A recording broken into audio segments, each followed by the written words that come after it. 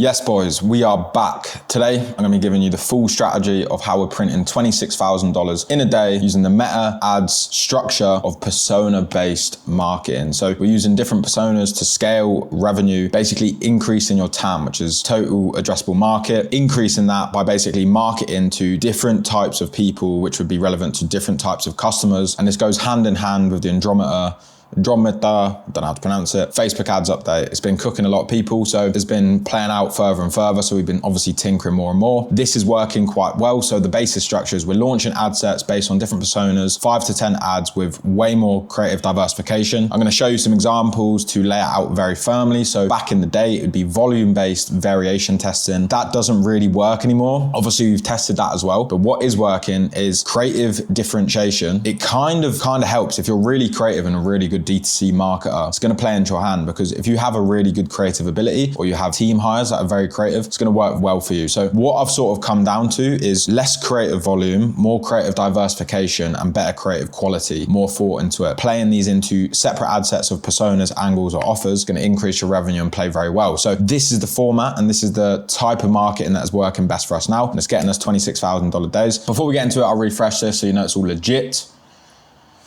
I'm Nathan, by the way. I've been in the e-com for 9 years now. Getting old, even though I might not look it or I might look it, I don't know. Been in the game for a while, built and exited an e-com brand, dropshipping, branded dropshipping store. Exited that a few years ago. We are building a new brand. We're getting pretty knowledgeable. I know the market very well as well. So obviously we've got an e-com community. It's quite low key, but obviously we've got a pretty good scan on the market. We've scaled brands in the e-commerce community to up to $1 million per month. If you are interested in that, to work with us one-to-one, you can book a call below. We help brands starting or scaling. What our speciality is getting brands to 100K per month. So all the steps necessary to do that. That's probably what we're best at. So if you're under the category of 0 to 100K a month, we'll probably be able to help you with hires, strategies, the step-by-step actions of what you need to implement to scale. Cool booking link is below. We'll dive straight into this. What I wanted to start on was x.com is a great place for e-com knowledge. Also a lot of crap on there as well. It's quite toxic social media, to be fair. You lose your mind if you read it too much, but that's another point. There's a few people on e-com. Obviously I've been in e-com for quite a while now, so I know who is legit. I know who to follow. This guy, Ollie Hudson, owns a pretty big marketing agency. He's definitely legit. But he works with big brands. This was a tweet that I found and it really laid out the Andromeda update very well. So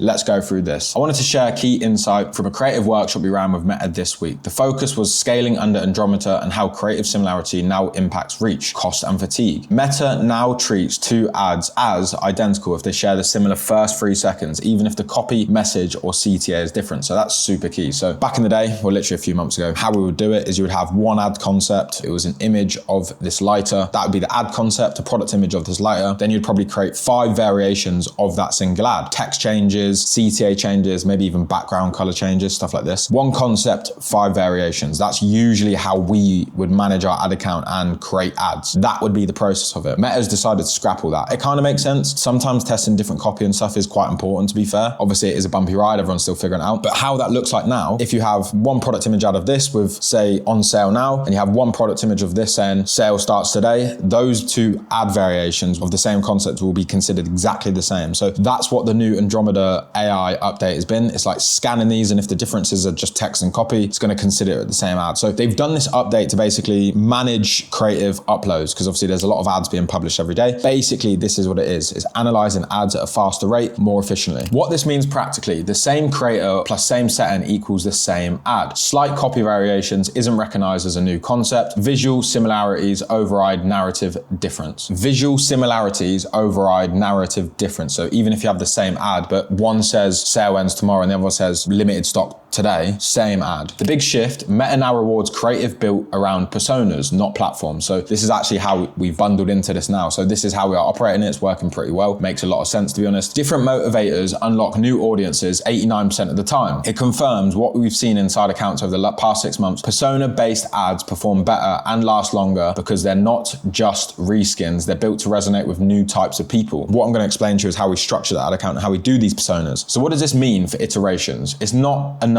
to just test copy and overlays anymore. We've started evolving our testing and creative strategy in a few key ways.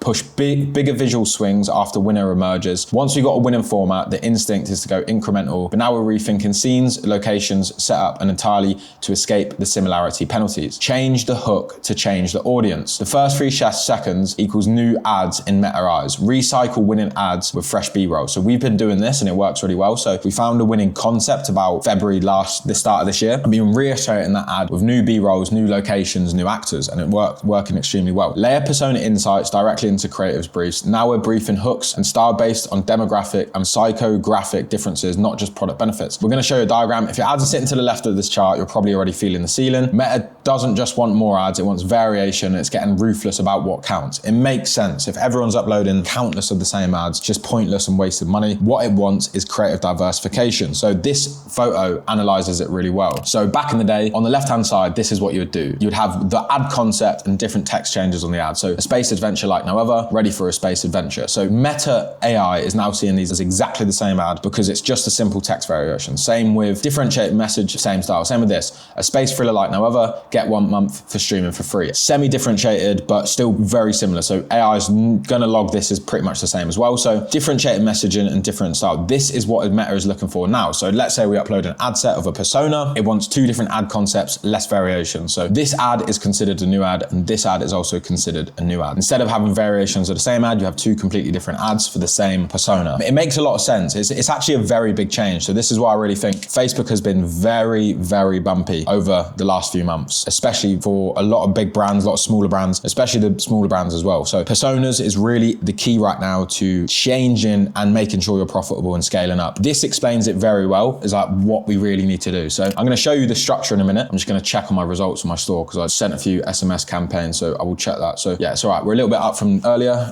What time is it now in the US? Yeah, it's only 9:30 a.m. So 3.6K for 9:30 a.m. is not bad. So we're doing all right on the day for this store. This is how your campaigns are going to structure. So let's say you got a CBO testing and scaling campaign. Obviously this can be ABO as well. How we are managing the ad sets now is by persona. So you could say, for example, one persona of ads we're going to create is based for mums. Let's say we've got a skincare product. Another base is 45+ women. Another one is 25 to 30 or 5-year-old women. Another one could be gay men. So this would be how we're sort of breaking down the ad sets. Amount of ads per ad set, 5 to 10, I think is a good range. It's been working well for us. But instead of variations, it's now completely different ads marketed towards the same person. So this is how we'll do it. So we would create completely different ads for mums in this ad set. So we'd have an image ad of product benefits based around mums. So it'd probably be image ad and a mum. Then we'd have the UGC ad with a mum in it, talking about a testimonial. Then we'd have a video product showcase, a mum showing how to use the product, maybe talking about a bit more professional. Then we could have image ad, us versus them, of mums explaining why this product's better than other products. Then we go into 45+-year-old women, not mums. So the difference with this is the copywriting and scripting on text will be based on I'm a mum, not just I'm an older woman. So this would be just older women in general, a bit more broader. And same again, you do completely different ads in each one. UGC, image ad, video creative, B-roll, founders ads, any of these styles, but completely differentiated and completely different. Another ad set we could do is 25 to 35-year-old women, again, making separate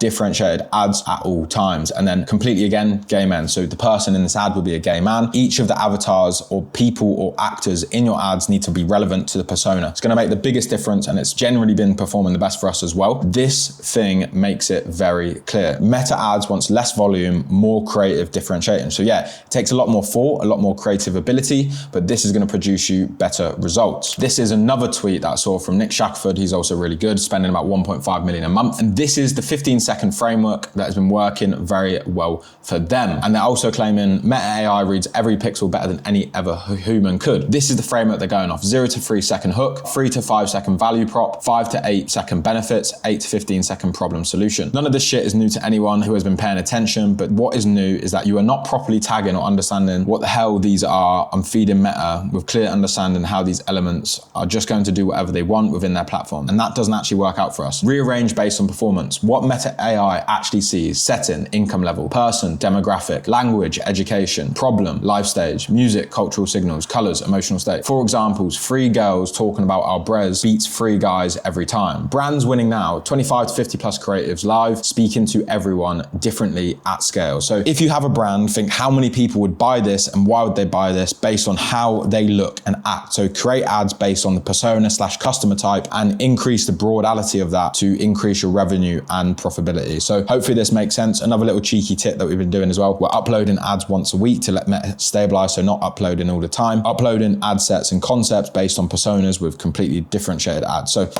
guys, Black Friday right now. Hope everything goes well for you. If you want to book a call to work with us, feel free. Let's get it.